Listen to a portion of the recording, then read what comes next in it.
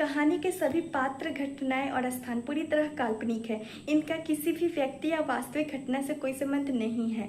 मैं सृष्टि यह पूरी कहानी अपनी आवाज़ में रिकॉर्ड करती हूँ ताकि आप तक एक बेहतरीन मनोरंजन पहुँचा सकूँ। अगर आपको मेरी आवाज़ और कहानियाँ पसंद आती है तो कृपया हमारे चैनल को सब्सक्राइब जरूर करें और वीडियो को लाइक व शेयर करना ना भूलें।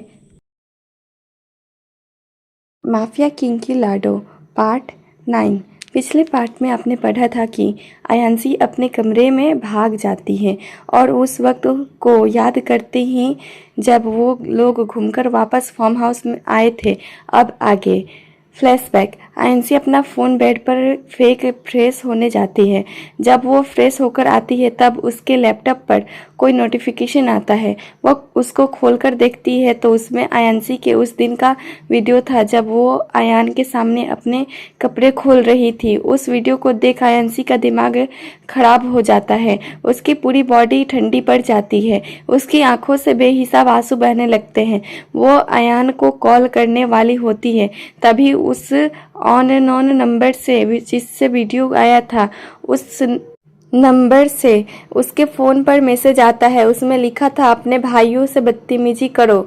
अगर किसी को भी वीडियो के बारे में बताया तो वीडियो तुम्हारे भाइयों को भेजूंगा, साथ में वायरल भी करूंगा और वीडियो देखने के बाद तुम्हारे भाई तुम्हें डांटेंगे, साथ में सजा भी देंगे और अगर आयान को बताया तो उसे जान से मार दूंगा।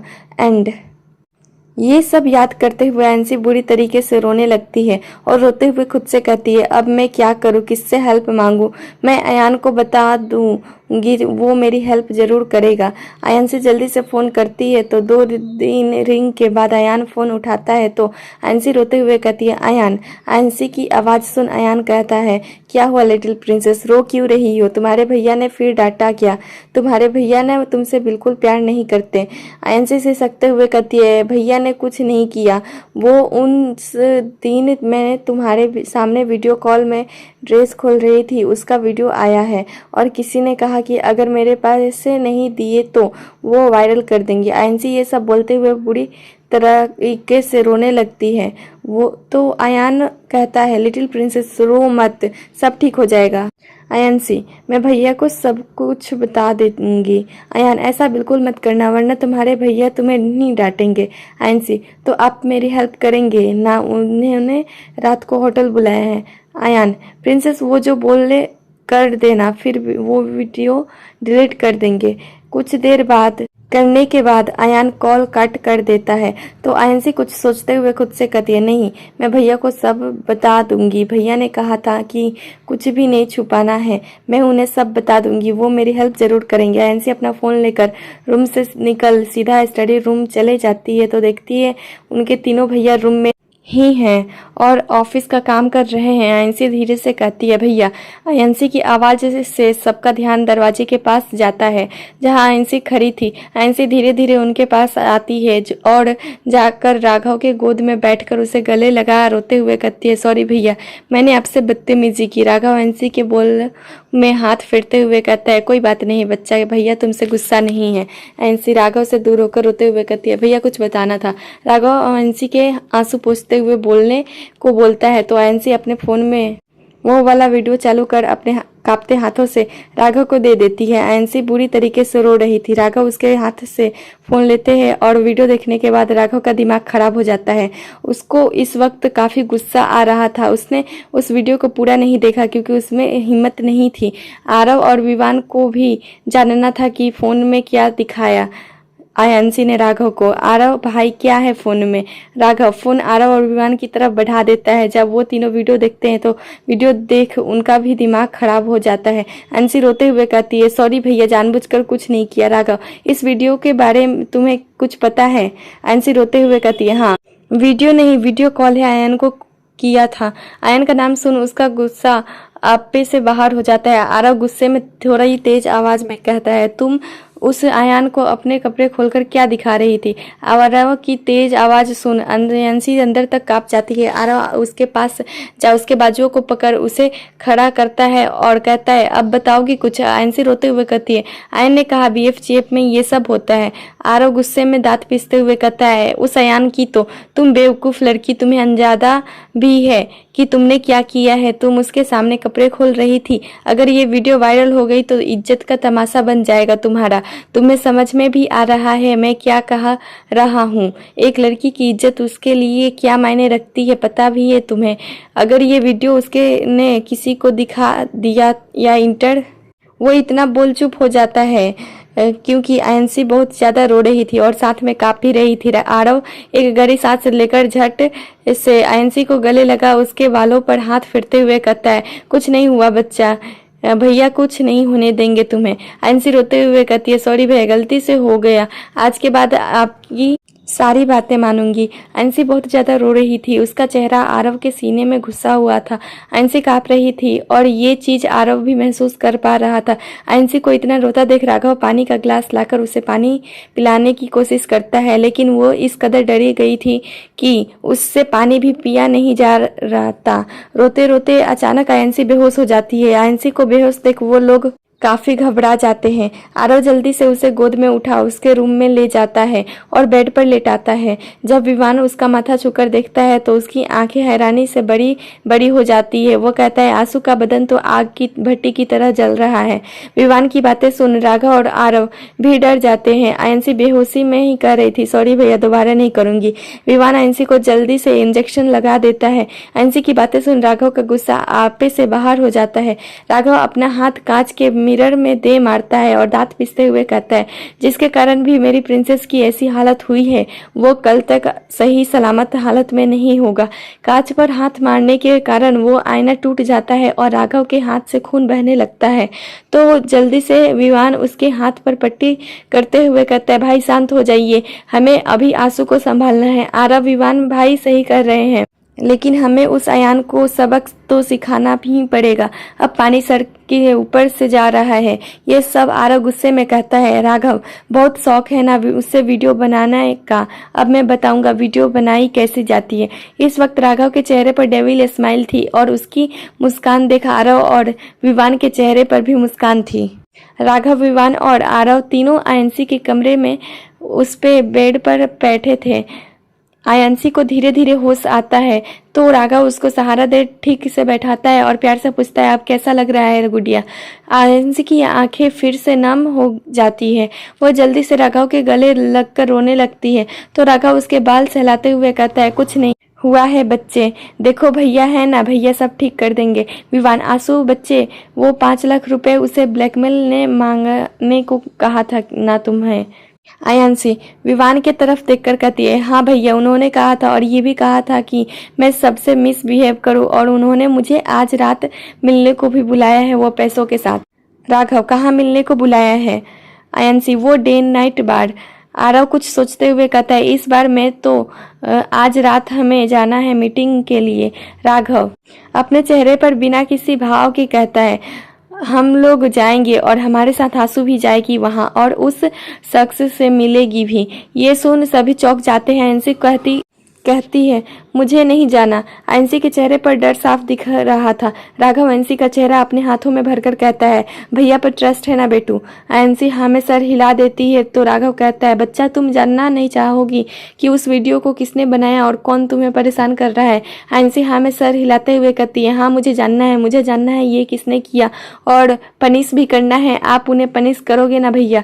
राघव, हाँ जरूर पनिश करूंगा, जिसने मेरी गुड़िया को रुलाया। ये सब बोलते वक्त राघव के आंखों में अलग ही गुस्सा था, लेकिन राघव की बातें सुन आयंसी के चेहरे पर बड़ी वाली मुस्कान आ जाती है और उसे मुस्कुराते देख उनके तीनों भाइयों के चेहरे पर भी मुस्कान आ जाती है।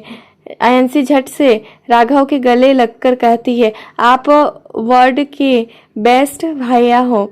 विवान और एक साथ कहते हैं, और हम आयंसी राघव से दूर हो उन्हें देखकर कहती है, आप दोनों भी। वो सब एक ग्रुप हग करते हैं। वो जब अलग होते हैं तो देखते हैं आयंसी के चेहरे पर मुस्कान थी, उसे मुस्कुराते देख उनके चेहरे पर भी मुस्कान आ जाती है। लेकिन तभी आयंसी का फोन बजता है और फोन पर फ्लैश हो रहे नंबर को देख आयंसी के चेहरे का रंग उड़ जाता है और उसके चेहरे पर घबराहट साफ साफ नजर आती है। राघव उसके हाथ से फोन ले उसे स्पीकर पर रखता है तो दूसरी तरफ से कोई शैतानी हंसी हंसकर कहते हैं, आज रात आ रही हो ना जान। उसकी आवाज़ सुन आयांशी कांपने लगती है क्योंकि उसके बोलने का तरीका काफ़ी भयानक थी। आयांशी को डर से कांपते देख विवान जल्दी से उसको गले लगा उसके बालों में हाथ फेर उसको शांत करने लगता है। आरव आयांशी को बोलने के लिए इशारा करता है तो आयांशी डरते हुए रोकर कहती है, आप क्यों कर रहे हो ऐसा, प्लीज़ मत करो ना ऐसा। दूसरी तरफ से कहा जाता है, उप्स, वो क्या है ना मेरी जान, जब तुम ऐसे रोती हो तो दिल को काफ़ी सुकून मिलता है। आयांशी अपने आंसू पोंछते हुए कहती है, मैं मेरे भैया को बता दूंगी, फिर वो आपको पनिशमेंट देंगे। दूसरी तरफ से कोई शैतानी की तरह हंसने लगता है और हंसते हुए कहता है, जाओ बता दो, बताकर क्या होगा, वो लोग तुम्हें डांटेंगे क्योंकि तुम्हारा वीडियो मेरे पास है। सोचो अगर मैंने तुम्हारे भाइयों को उस वीडियो को दिखा दिया। तब आयांशी रोने लगती है और विवान उसको गले लगा चुप करवा रहा था। उन तीनों की आंखों में उस शख्स के लिए बेहिसाब गुस्सा था। अगर वो अभी उन तीनों के सामने होते तो पता नहीं ये तीनों उस शख्स का क्या हाल करते। दूसरी तरफ से फिर कहा जाता है, आज रात पैसे लेकर आ जाना और हाँ थोड़ी सेक्सी सी ड्रेस पहनकर आना, बच्चों की तरह मत तैयार होकर आना। आज रात 10 बजे तुम डे नाइट बार आ जाना। इतना बोल कौन कट कर देता है और आयांशी बुरी तरीके से रोने लगती है और राघव के हाथों की मुट्ठियां कस जाती है। उस शख्स पर बहुत गुस्सा आ रहा था क्योंकि उसकी वजह से उसकी बहन जो उसे जान से ज्यादा प्यारी है उसके आंखों में आंसू आए। आंसू चुप नहीं हो रही थी तो विवान प्यार से उसके बाल सहलाते हुए कहता है, हो गया बच्चा, बस करो, ज्यादा रोने से तुम्हारी तबीयत खराब हो जाएगी। आरव भी परेशान होकर विवान की हाँ में हाँ मिलाते हुए कहता है, बस बच्चा हो गया, इतना ज्यादा रोगी तो और तबीयत खराब हो जाएगी। उसके समझने पर भी आयांशी चुप नहीं होती तो राघव उसे उठा अपने गोद में बैठा लेता है और राघव के गोद में बैठने पर आयांशी झट से उसे गले लगा कहती है, भैया डर लग रहा है। राघव उसके बालों पर हाथ फेरते हुए कहता है, क्यों डर लग रहा है मेरी गुड़िया को, वो तो बहुत स्ट्रांग है और भैया है ना तुम्हारे साथ, और देखो विवान भैया और आरव भैया भी हैं, हम सब उन्हें पनिश करेंगे जिसने हमारी गुड़िया को परेशान किया। विवान हाँ आंसू देखना, हम उसे बहुत बुरी पनिशमेंट देंगे। आयांशी अपना चेहरा राघव के गले से निकाल सबकी तरफ देखती है। इस वक्त उसकी नाक रोने की वजह से गुलाबी हो गई थी और आंखें रो रो कर सूज गई थी। उसकी ऐसी हालत देख उन तीनों को उस पर दया आ रही थी और साथ ही उस शख्स पर गुस्सा। आयांशी सबकी तरफ देख मासूमियत से कहती है, पिंकी प्रॉमिस। सब एक साथ कहते हैं, पिंकी प्रॉमिस। राघव आयांशी के बालों में धीरे धीरे हाथ फेरते रहता है जिससे वो कुछ ही देर में नींद की आगोश में चले जाती है। आयांशी को सोते देख राघव धीरे से उसके बिस्तर पर सुलाता है और उसके माथे को प्यार से चूम लेता है जिससे आयांशी के चेहरे पर हल्की मुस्कान आ जाती है और आयांशी को मुस्कुराते देख वो लोग भी मुस्कुराने लगते हैं। राघव अच्छे से आयांशी को सुला उसके रूम से निकल जाता है। आयांशी के रूम से निकलने के बाद उसके चेहरे पर गुस्सा जगह ले ली। उसकी आंखें आग उगल रही थी जो किसी को भी भस्म कर सकती थी। राघव के साथ आरव और विवान भी कमरे से निकल जाते हैं। रात के 8 बज रहे थे और राघव, आरव और विवान को मीटिंग में जाना था और इस मीटिंग में वो लोग अकेले नहीं आयांशी को लेकर जाने वाले थे। ये पहली बार था जब वो लोग आयांशी को अपने साथ ले जा रहे थे, वो भी किसी मीटिंग में। लेकिन इस बार आयांशी का जाना जरूरी था। अगर जरूरी नहीं होता तो वो लोग कभी उसे नहीं लेकर जाते। इस वक्त वो तीनों माफिया ब्रदर्स नीचे थे और तीनों ने ही बिजनेस सूट पहन रखा था। राघव अपनी घड़ी में वक्त देखते हुए कहता है, आंसू कहाँ है? विवान शायद अपने कमरे में होगी। वो तीनों आयांशी के रूम की तरफ जाते हैं। कमरे में पहुंच जाने वो लोग अंदर का नज़ारा देखते हैं तो उसके चेहरे पर मुस्कान आ जाती है क्योंकि आयांशी पूरे बिस्तर पर फैलकर सो रही थी और ब्लैंकेट को उसने अपने ऊपर से पूरा हटा दिया था। राघव जाकर उसके बेड पर बैठता है और प्यार से उसके बालों में हाथ फेरते हैं। राघव के हाथों का स्पर्श अपने बालों में पाकर आयांशी उसकी गोद में सर रखती और उसके कमर के चारों ओर हाथ लपेट लेता है। उसकी हरकत बहुत प्यारी थी। राघव प्यार से उसके बालों में हाथ फेरते हुए कहता है, बच्चा उठ जाओ, चलो जल्दी रेडी हो जाओ, हमें जाना है ना। आयांशी जाने का नाम सुन झट से उठकर बैठ जाती है। राघव उसका चेहरा देखता है। आयांशी का मासूम चेहरा पूरी मुरझा गया था और उसकी आंखें नम थी। वो सिसकते हुए कहती है, नहीं जाना। विवान आकर आयंसी के पास बैठता है और उसको देखते हुए कहता है, बच्चा तुम नहीं जाओगी तो तुम्हें घर में अकेला रहना पड़ेगा, क्योंकि हम तीनों को काम से जाना है और घर पर तो मम्मा और तुम्हारी तानी भाभी भी नहीं है। अकेले कैसे रहोगी तुम? आयंसी, मैं अकेले नहीं रहूंगी, डर लगता है, भूतू आ जाएगा फिर मुझे ले जाएगा। आयंसी ये सब बड़ी मासूमियत से कहती है। उसकी मासूमियत देख उन्हें उस पर बहुत प्यार आता है। साथ ही साथ एक अनचाहा डर भी लग रहा था कि कोई आयंसी की मासूमियत का फायदा ना उठा ले। विवान, आंसू फटाफट रेडी हो जाओ, हम लोग जाएंगे ना, खूब मस्ती करेंगे। आरव आयंसी के कबर्ड से एक घुटने तक की स्कर्ट और बेहद खूबसूरत टॉप लेकर आता है और आयंसी को देकर कहता है पहनने को, लेकिन आयंसी का मना करते हुए कहती है, मुझे ये नहीं पहनना, आरव दूसरे कपड़े चाहिए। आयंसी ना में सर हिला देती है तो राघव उसके सर पर हाथ रख कहता है, तो क्या पहनना है गुड़िया को? आयंसी अपने पहने हुए कपड़े को तरफ इशारा कर कहती है कि उसे यही पहनने कपड़े पहनना है। सब एक नज़र आयंसी के पहने हुए कपड़े को देखते हैं। आयंसी ने इस वक्त घर में पहनने वाले कपड़े पहना था। उसे के शॉर्ट्स और क्रॉप टॉप पहन रखी थी जो हद से ज़्यादा छोटी थी, जिसमें उसकी गोरी कमर साफ नज़र आ रही थी और उन शॉर्ट्स में उसकी मुलायम पैर भी अच्छे से दिख रहे थे। राघव, बच्चा तुम दूसरी कपड़े पहन लो, अभी फीवर खत्म हुआ है ना, ठंडा लगेगी। आयंसी मासूमियत से कहती, फीवर खत्म होने से गर्मी लगती है। आरव आयंसी के कबर्ड से एक हुडी लेकर आता है और उसे देते हुए कहता, इसे पहनो। विवान, बच्ची की गर्मी लग रही है और तू हुडी ले आया, रहने दे, ऐसे ही चल लेगी, ये कपड़े भी सही हैं। विवान आयंसी को देखते हुए कहता है तो आरव कहता है, भाई हम घर में हैं इसलिए ये कपड़े सही हैं, एक बार कपड़े को देख भी लीजिए। विवान, मैंने देखा, दिक्कत क्या है, इन कपड़ों में बच्ची है नहीं बदलना, इसको कपड़े नहीं बदलना क्या मन है, इससे कपड़े तो रहने देना। विवान की बात पर आरव थोड़ा सख्त आवाज में कहता है, भाई हमारे लिए बच्ची है, दुनिया के लिए नहीं। सब इसे उस नज़र से नहीं देखते जैसे हम देखते हैं, और आपको पता है मैं क्या कहना चाह रहा हूँ। आरव की बात सुन विवान कुछ नहीं कहता, क्योंकि उसे भी पता था कि आरव सही कह रहा है। राघव आयंसी को वो हुडी पहना देता है और आयंसी भी बिना ना नुकुर किए पहन लेती है, क्योंकि अगर वो मना करती तो शायद आरव उसे डांट देता।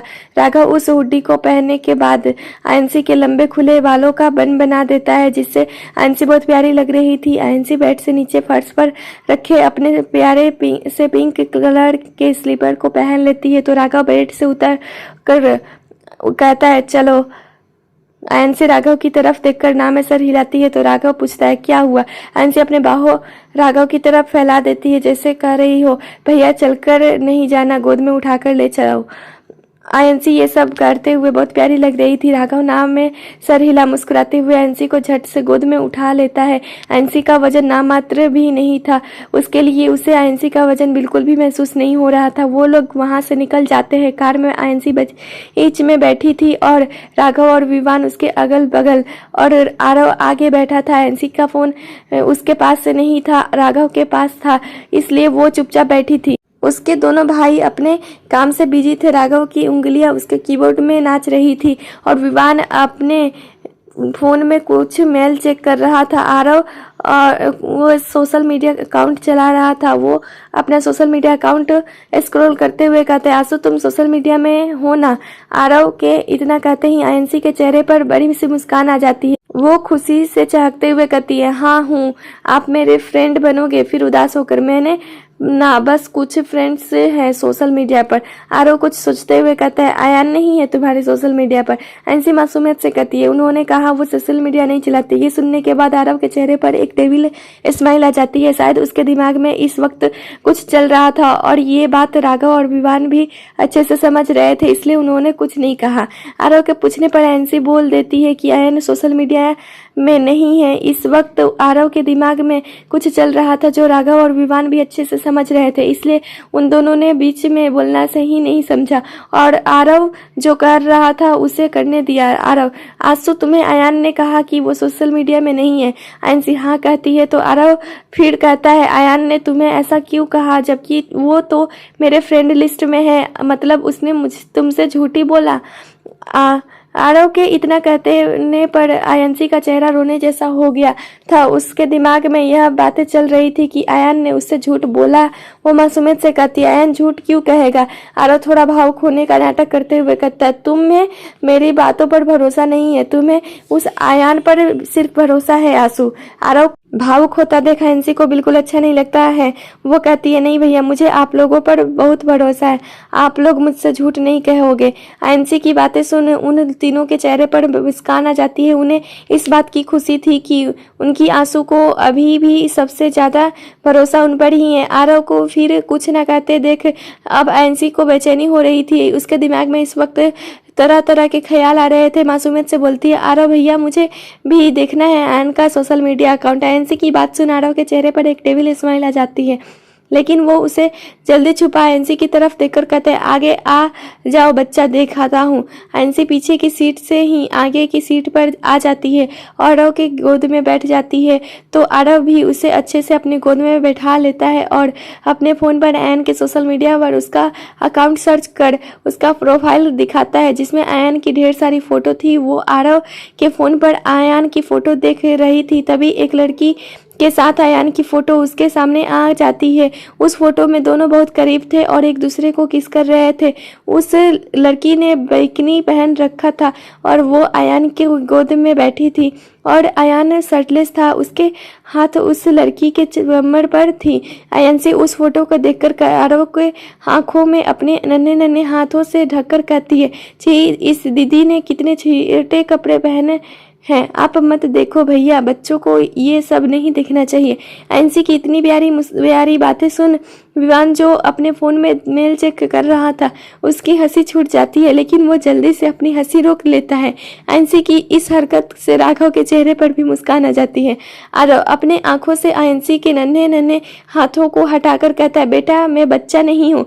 फिर आयन और उस लड़की के फोटो को देखकर कहता है, आंसू, ये दीदी मेरी एक क्लासमेट थी और आयन भी हमारे साथ पढ़ता था और ये दोनों रिलेशनशिप, मेरा मतलब बॉयफ्रेंड गर्लफ्रेंड है, प्यार करते हैं ये दोनों एक दूसरे से।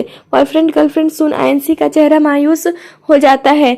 वो मासूमियत से कहती है, ये दीदी उनकी गर्लफ्रेंड कैसे हो सकती है? उन्होंने कहा था कि मैं उनकी गर्लफ्रेंड हूँ और ये भी कहा था कि वो मुझसे प्यार करते हैं। आरव चौंकने का नाटक करते हुए कहता है, मतलब आयन ने तुम्हें धोखा दिया, वो तुमसे प्यार नहीं करता? आयन से ये सुन सिसकने लगती है।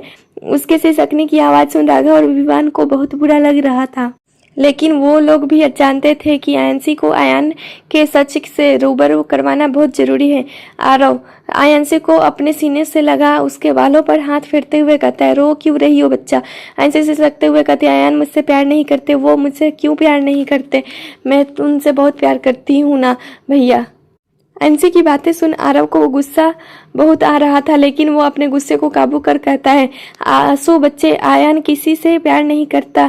तुम्हें पता है, वो स्कूल कॉलेज में मेरा क्लासमेट था और वो बहुत बुरा इंसान है। आयन तो तुम्हारी उम्र का भी नहीं है, फिर कैसे तुम्हें उससे प्यार कर सकती हो? आयांशी आरव की तरफ अपने नम आंखों से देखकर कहती है, आयन मुझसे क्यों प्यार नहीं करता है? क्या मैं अच्छी नहीं हूँ? आयांशी की आंखों में आंसू देख आरव को बिल्कुल अच्छा नहीं लगता, लेकिन फिर भी वो अपने भावनाओं को काबू में कर कहता है, आंसू, तुम्हें पता है, वो आयन मुझसे हमेशा झगड़ते रहता था और दूसरी लड़कियों को परेशान करते रहता था। एक दिन गुस्से में मैंने उसे मारा था तो उसने कहा कि वो मुझसे मेरी सबसे प्यारी चीज़ छीन लेगा और मेरी सबसे प्यारी चीज़ तो तुम हो, इसीलिए मैं हमेशा तुम्हें आयन से दूर रहने को बोलता था। आरव की बातें सुन आयांशी कहती है, सॉरी भैया, मैं दोबारा आयन से बात नहीं करूँगी। आप जो बोलोगे वो करूँगी और कभी भी किसी से मिसबिहेव नहीं करूँगी। आयांशी की बातें सुन सबके दिल में एक सुकून था कि आयांशी अब सब समझ रही है। आरव आयांशी को अपने सीने से लगा ले, उसके बालों में हाथ फेरते हुए अपने मन में कहता है, बहुत फायदा उठा लिया तुमने मेरी बच्ची की मासूमियत का, लेकिन अब बस बहुत हुआ।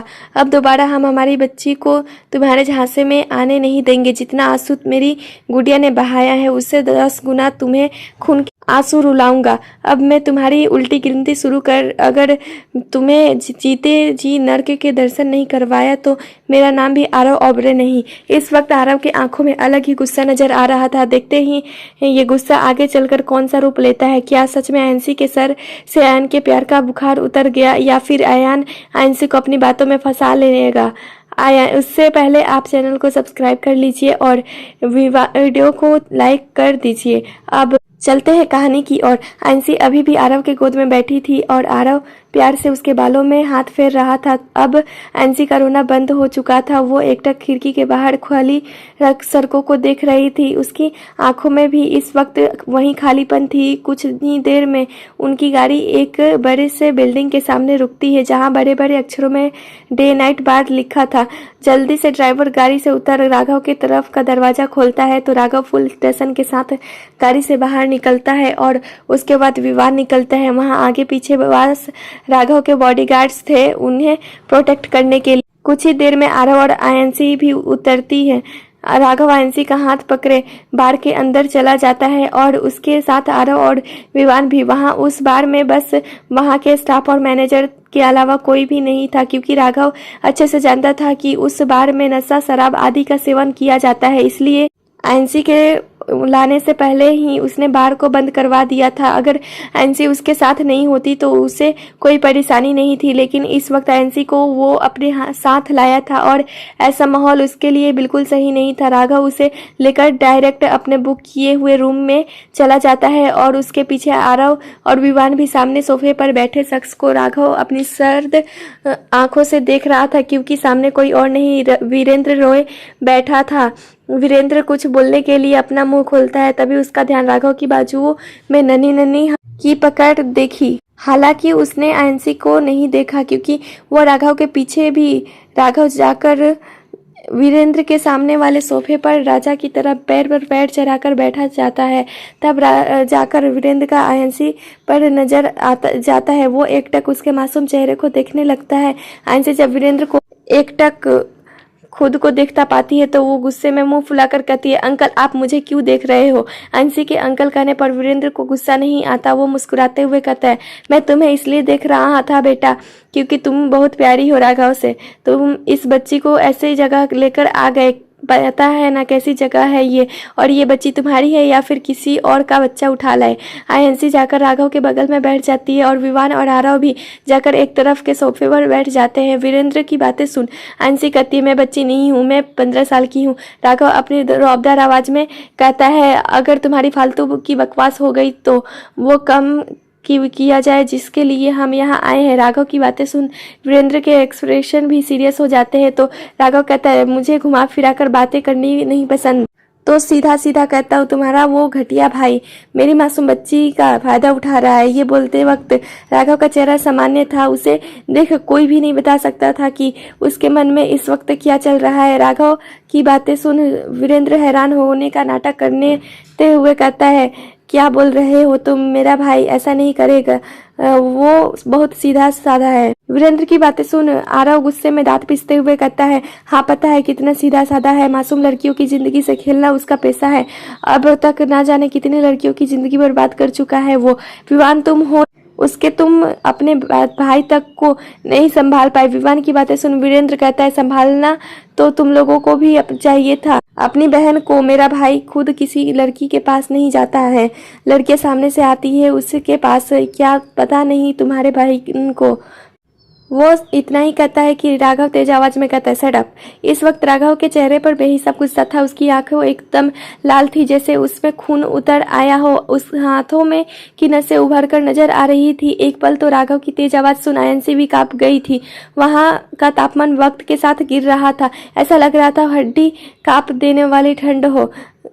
राघव गुस्से में दांत पीसते हुए कहता है, अपनी जबान को लगाम दो वरना मुझसे इसे खींचने में ज्यादा वक्त नहीं लगेगा। राघव की बातें सुन एक पल को वीरेंद्र भी अंदर तक हिल गया, लेकिन जल्द ही उसने खुद पर काबू कर लिया। वीरेंद्र कुछ कहता उससे पहले ही विवान कहता है, तुम्हें शर्म नहीं आती एक बच्ची के बारे में इतनी घटिया बातें करते हुए। आरव वीरेंद्र पर तंज कसते हुए कहता है, इन्हें कहाँ से शर्म आएगी, ये लोग खानदानी बेशर्म है। उन तीनों की बातें सुन वीरेंद्र को बहुत गुस्सा आ रहा था। गुस्से में उसने अपनी मुठिया भींच ली और आंखें बंद कर एक लंबी सांस ली।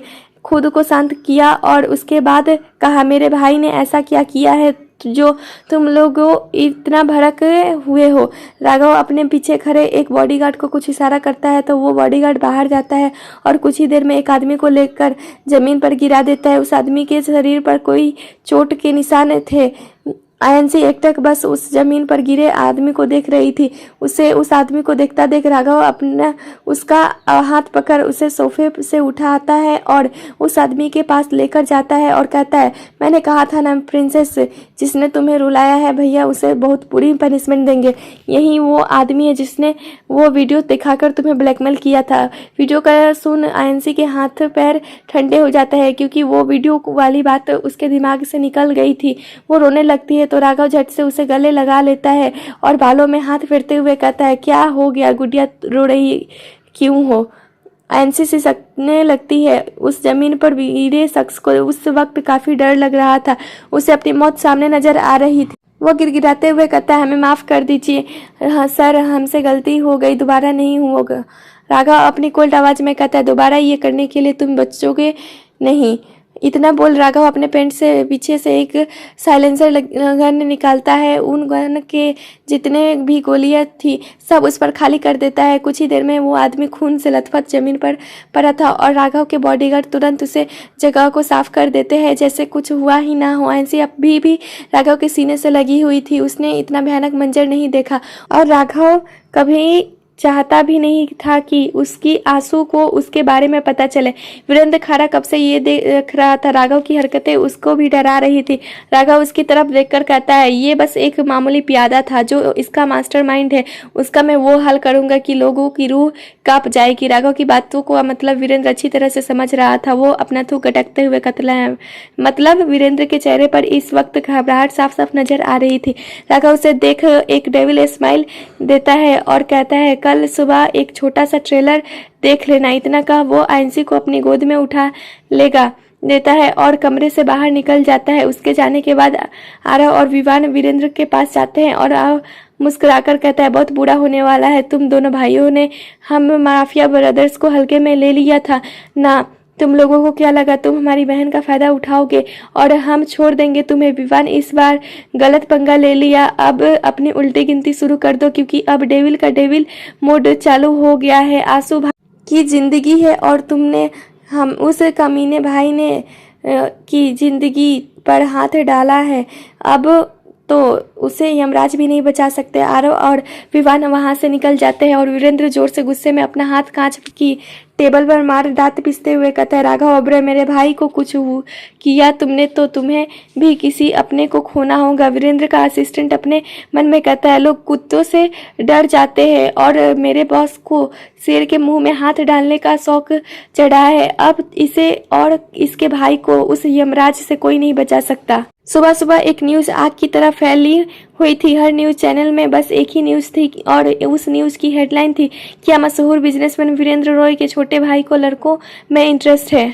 क्या अब तक जो उनकी लड़कियों के साथ स्कैंडल की न्यूज आती थी वो महज अफवाह है, जनता को बेवकूफ बनाने के लिए। साफ साफ नजर आ रहा है कि एन रॉय एक होटल रूम में एक लड़के के बेहद करीब हैं और उससे किस करने की कोशिश कर रहे हैं। हर न्यूज चैनल पर एक ही न्यूज चल रही थी और ये न्यूज वीरेंद्र अपने घर में देख रहा था। उसकी आंखें इस वक्त गुस्से से लाल थी और इस वक्त उसके साथ रॉकी भी मौजूद था। तभी उसे दरवाजे से अयान अंदर आते हुए नजर आता है।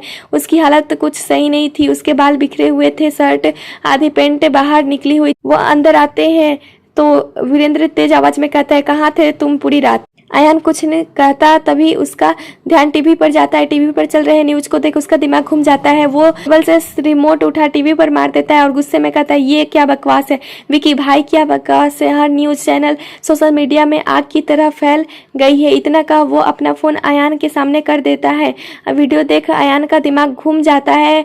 वो अपने बालों में हाथ फंसा सोफे पर धम से बैठ जाता है तो वीरेंद्र एक नौकर के से पानी लाने को कहता है। नौकर डरते हुए पानी का गिलास अयान की तरफ बढ़ाते हैं तो वो पानी का ग्लास उठाकर गुस्से में जमीन पर फेंक देता है जिससे ग्लास के टुकड़े टुकड़े हो जाते हैं। ग्लास हालत देख नौकर डर से कांपने लगता है। वो चुपचाप किचन में चला जाता है। वीरेंद्र अयान के कंधों पर हाथ रख कहता है, शांत हो जा छोटे। अयान गुस्से में दांत पीसते हुए कहता है, कैसे शांत हो जाऊं भाई, लोग मेरी मर्दानगी पर सवाल उठा रहे हैं। एक बार वो मिल जाए जिसने ये किया है तो उसे मैं तो नहीं छोड़ूंगा। वीरेंद्र कुछ सोचते हुए कहता है, मुझे पता है ये किसने किया होगा। अयान, किसने? वीरेंद्र, माफिया ब्रदर्स, उन तीनों ने ही ये किया है। उसकी ये बात वीरेंद्र अयान को वो सब बता देता है जो मीटिंग में हुआ था। सारी बात जानने के बाद अयान की आंखें गुस्से से लाल हो जाती है। इस वक्त वो गुस्से में पागल हुआ जा रहा था। अयान गुस्से में दांत पीसते हुए कहता है, इन तीनों को तो मैं छोड़ूंगा नहीं। वीरेंद्र कुछ सोचते हुए कहता है, एनसी का वीडियो तूने बनाया था। वीडियो का जिक्र सुन अयान के गुस्से वाले चेहरे पर एक कुटिल मुस्कान आ जाती है। वो कुटिलता से मुस्कुराते हुए कहता है, हाँ सब मैंने किया, लेकिन अफसोस उस बेवकूफ़ लड़की ने अपने भाइयों को जाकर सब बता दिया। लेकिन कोई बात नहीं, मैं जो करने वाला था वो तो कर ही रहूँगा। रॉकी भाई, ये होटल रूम का क्या सीन है? अयान अपना सर पकड़ सब याद करने की कोशिश करता है तो उसको कुछ याद आता है। वो कहता है, मैं कल रात क्लब्स में था, मैंने कुछ बहुत ड्रिंक की थी। उसके बेड मुझे गर्मी लगने लगी तो कोई मुझे एक रूम में लेकर गया और उसके बेड सुबह में ये न्यूज़। रॉकी गुस्से में कहता है, ये उन्होंने सही नहीं किया भाई। वीरेंद्र, रॉकी से ही कह रहा है, इस बार उन्होंने सही नहीं किया, बहुत गलत किया है। तभी वीरेंद्र के फ़ोन में कॉल आता है। वो अपना फ़ोन उठाता है तो सामने से जो कहा जाता है उसे सुन वीरेंद्र का दिमाग खराब हो जाता है। वो जल्दी से घर से निकलने लगता है तो अयान भी उसके पीछे जाते हुए कहता है, क्या हुआ भाई? वीरेंद्र लगभग बाहर की तरफ दौड़ते हुए परेशान होकर कहता है, कंपनी के शेयर तेजी से गिर रहे हैं, ऐसा ही रहा तो रास्ते पर आ जाएंगे हम। ये सुनने के बाद अयान भी परेशान हो जाता है। वो रॉकी को बोलकर वहां से निकल जाते हैं। जो भी न्यूज़ और इंटरनेट पर अयान के बारे में बता हो रही थी वो सब बंद करवा दो, लेकिन शायद माफिया ब्रदर्स के होते हुए ये मुमकिन नहीं था। राघव अपने ऑफिस में बैठा टीवी न्यूज़ देख रहा था। इस वक्त उसके साथ आरा और विवान भी थे और इस वक्त आयंसी भी ऑफिस में मौजूद थी। वो राघव की गोद में बैठी थी और न्यूज़ देख रही थी। हालांकि उसे न्यूज़ में क्या बताया जा रहा था कुछ खास समझ नहीं आ रहा था। वो लोग आयंसी को घेरे में अकेले छोड़कर नहीं आ सकते थे, इसलिए उसे अपने साथ ऑफिस ले आए और आयंसी के कारण एम्प्लॉय खुशी थे, क्योंकि आयंसी के रहते हुए उनके तीनों भाई एम्प्लॉय पर गुस्सा नहीं करेंगे। न्यूज में जो चल रहा था उसे देख तीनों भाई के चेहरे पर कुटिल मुस्कान थी। आयंसी न्यूज देखते हुए राघव से मासूमियत से पूछते, भैया ये न्यूज में सब क्या बोल रहे हैं? राघव उसके बालों में हाथ फेरते हुए कहता है, बच्चा न्यूज में ये बताया जा रहा है कि अयान बहुत बूढ़ा है, वो तुमसे प्यार नहीं करता। ये सुनने के बाद बेड आयंसी फिर से सिसकने लगती है। वो सिसकते हुए कहती है, अयान मुझसे प्यार क्यों नहीं करते? मैं उससे बहुत प्यार करती हूँ। फिर वो क्यों प्यार नहीं करते? उन्होंने तो लिप किस भी किया था और वहाँ कहा था कि ये सिर्फ BFGF करते हैं, सिर्फ तो उन्होंने मुझसे प्यार करना चाहिए ना। राघव आयंसी की बातें सुन रहा है और वो ये भी समझ रहा था कि आयंसी अयान के प्यार में किस कदर पागल हो। वो आयंसी के बालों में हाथ फेरते हुए कहता है, बच्चा तुम अयान से बहुत प्यार करती हो ना? आयंसी हाँ में सर हिलाता है तो राघव फिर कहता है, अगर अयान तुम्हें हम तीनों को छोड़ने बोलता है तो क्या तुम हमें छोड़ दोती? आयंसी रोते हुए झट से राघव के गले लग जाती है, नहीं, मुझे आप लोगों के साथ रहना है, मैं आप लोगों से बहुत प्यार करती हूँ। आयंसी की बातें सुन उन तीनों के चेहरे पर प्यारी सी मुस्कान आ जाती है। आरव प्यार से कहता है, आंसू। आयंसी आरव की तरफ मासूमियत से देखती है तो आरव कहता है, बच्चा जानना नहीं है तुम्हें अयान ने तुम्हारे साथ ऐसा क्यों किया? आयंसी जानना है। विवान, तो चलो अयान से अपने सवालों के जवाब लेने। वो लोग वहां से निकल जाते हैं। अयान और वीरेंद्र उससे अपने मीटिंग के हॉल में थे और वहाँ उनके साथ इन्वेस्टर्स और बोर्ड मेंबर्स भी मौजूद थे। इस वक्त वहाँ का माहौल काफ़ी तनाव भरा था। पहला investors, mister Ayan Roy, news में जो कुछ भी चल रहा है उसके बारे में आप क्या कहना चाहोगे? अयान, जो भी न्यूज़ में चल रहा है वो सब झूठ है, मैंने ऐसा कुछ नहीं किया।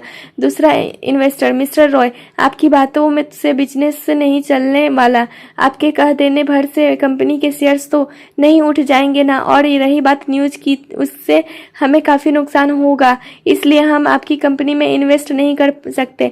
हमें हमारे इन्वेस्ट किए पैसे वापस चाहिए, वरना इस इन्वेस्टर की बातें सुन अयान की आंखों में उतर आता है। वो गुस्से में अपने कमर से गन निकाल उस इन्वेस्टर की तरफ पॉइंट करके दांत पीसते हुए कहता है, वरना क्या तुम अयान रॉय को धमकी दे रहे हो? मुझसे कोई ऊंची आवाज में बात नहीं करता और तुम मुझे धमकी दे रहे हो। मैं चाहूँ तो अभी 6 के 6 तेरे भेजे में उतार सकता हूँ। अयान की हरकत देख वहाँ मौजूद सभी के पसीने छूट जाते हैं।